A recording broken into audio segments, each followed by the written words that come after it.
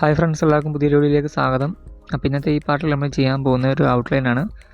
നമ്മൾ മമ്മൂട്ടിയുടെ ഒരു ഇമേജാണ് ഇവിടെ എടുത്തിരിക്കുന്നത് വരയ്ക്കാൻ വേണ്ടിയിട്ട്. അപ്പം പിന്നെ ഈ ഒരു ഔട്ട്ലൈൻസ് വരയ്ക്കാൻ എങ്ങനെയാണെന്ന് അറിയത്തില്ലാത്ത ആൾക്കാരുണ്ടെങ്കിൽ അതിൻ്റെ വീഡിയോയുടെ ലിങ്ക് ഞാൻ ഡിസ്ക്രിപ്ഷനിൽ കൊടുത്തേക്കാം.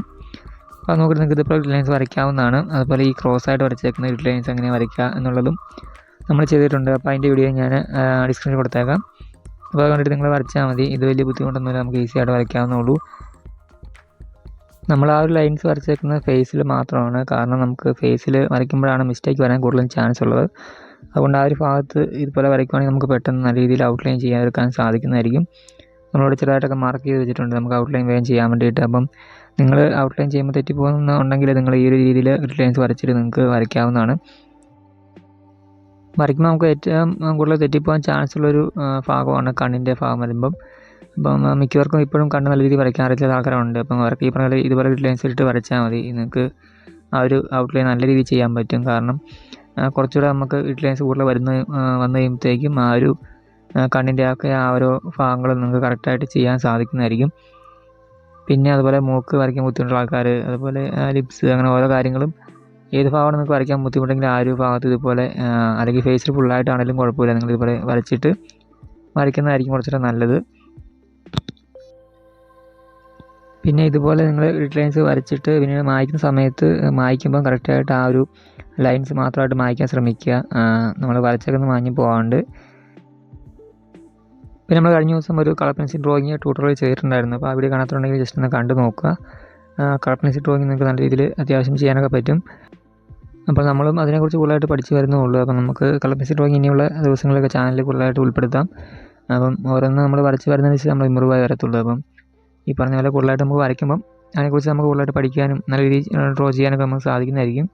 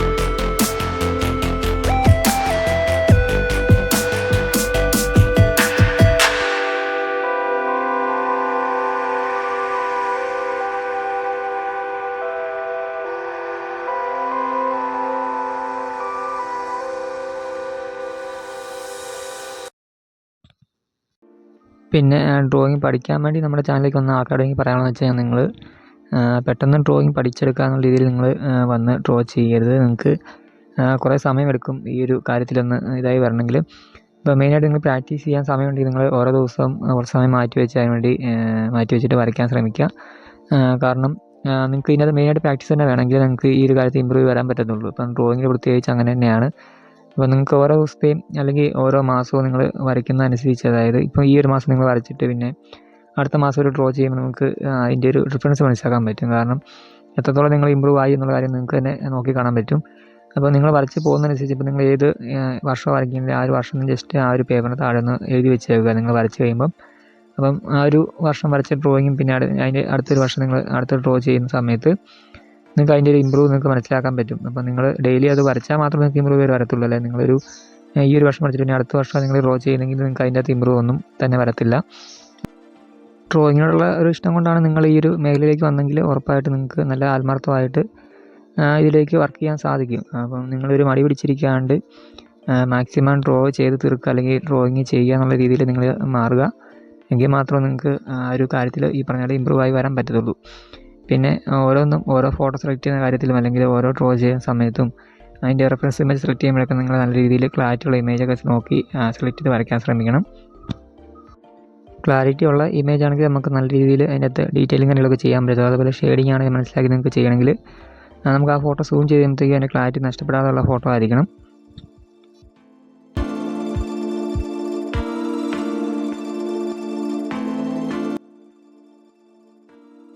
അപ്പോൾ നമ്മുടെ ഔട്ട്ലൈൻ ഇവിടെ ഏകദേശം കംപ്ലീറ്റ് ആറായിട്ടുണ്ട്. അപ്പം വീഡിയോ ഇഷ്ടമായി തീർച്ചയായും ലൈക്ക് ചെയ്യുക.